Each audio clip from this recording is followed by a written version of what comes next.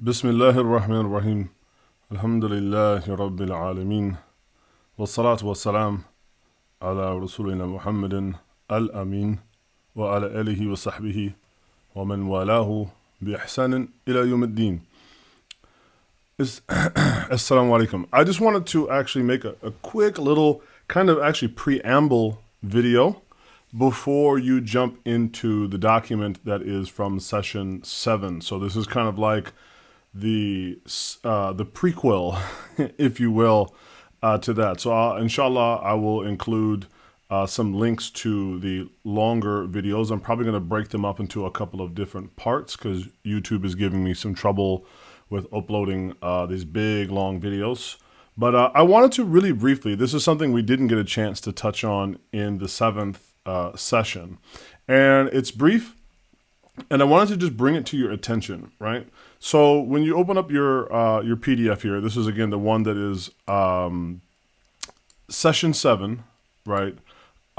This is session 7, and this is going to be for Form 1 verbs and Juz' Amma.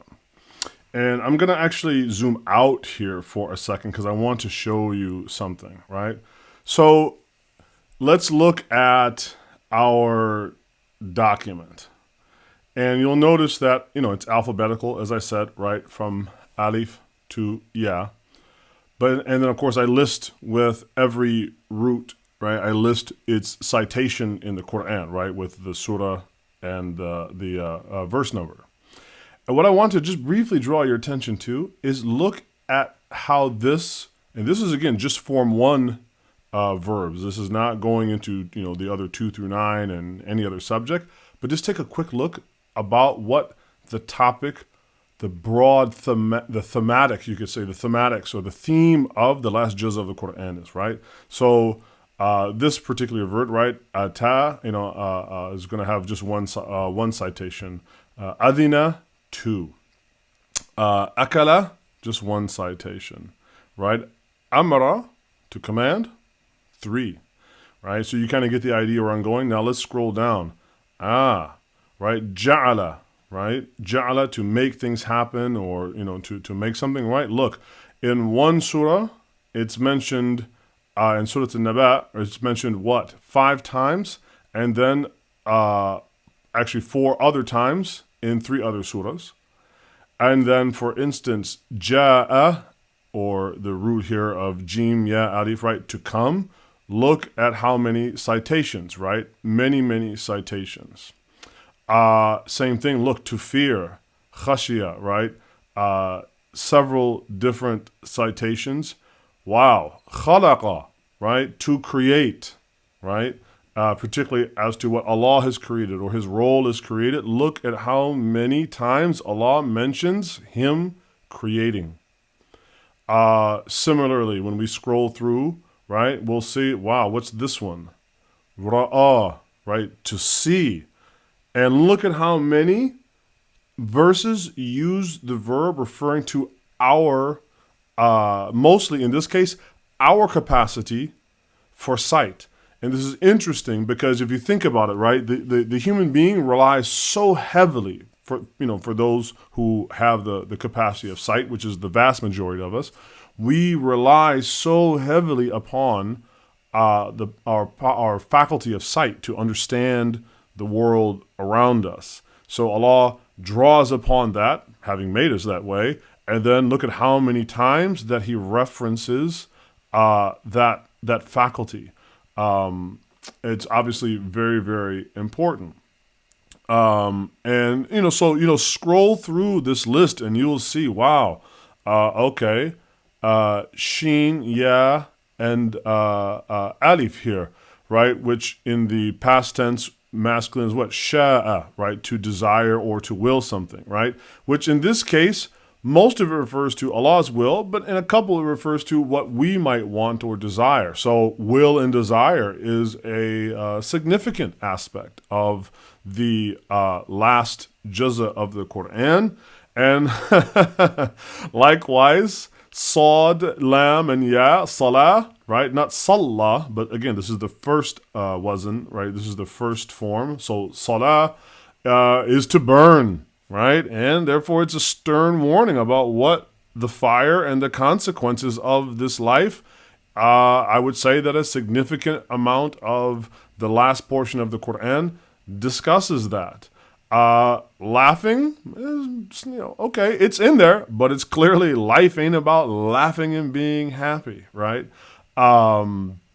And matter of fact, when you get to that verse and you look it up here in Surah Al-Mutaffifin, it's actually about the believers having the last laugh. So the last laugh and one laugh, right? And Juz' Amma, very interesting to think about.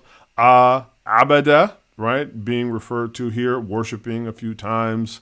Look at alima, right? The verb for to know or knowledge, mentioned many, many, many times. So clearly, and also amila, right? Doing acts or good deeds, right? Doing work. Well, that's also mentioned quite a few times. And a couple here for fa'ala, which differ. Like amila tend to designate acts that have consequence, where fa'ala might, just may or may not be moral acts, right? Where amal is more of a moral act. And then look, qawl. Look at how many, right? Usually you will see qala, like he said, right? Qawl, like to speak. Look at how many. So it has a lot about, either what Allah has to say, what people are saying. So what? It's a conversation. So there's a lot going on with that root. And kafara, a fair amount. Again, I'm not putting the contrasting verb, amana. Why? Because it's not a form one. So again, this list is incomplete. It's not including all of the verbs. It's just form one verbs. But nonetheless, it's a way for us to kind of get a snapshot. What is Juz' Amma? What is the last 30th of the Qur'an talking about? Well, there's a fair amount here about, right, disbelief or rejecting the truth or covering up. Kaun, right? Kana, right? To be. Well, it has a lot about being and to be and so on and so forth, right? So obviously that's a very important verb and perhaps subject matter, how we may want to interpret that. Again, nadara, right? To look, to consider, or to see, mentioned several times there.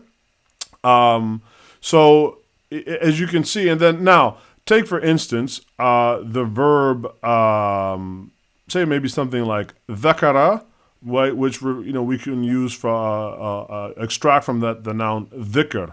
Now you may say, wow, look at the Qur'an, and I'll zoom in here just so we can see it, right? So you may say, wow, look at the Qur'an only mentions, at least in form one, the verb dhakara, right? Only mentions it twice in the last 30th of the Qur'an. Well, I guess there must not be a lot about dhikr. No, because what is the name of the Qur'an? One of the names of the Qur'an itself is a dhikr, right? It is all mentioning Allah, talking about Allah. It's all about dhikr. So even though it's only mentioned here a couple times, right? That's the whole book is essentially about dhikr. So I just wanted to give you this, as something to as again, I want you to look at this video, right? And then now you can go ahead, inshallah, and dive into the next video and review what we covered in the course.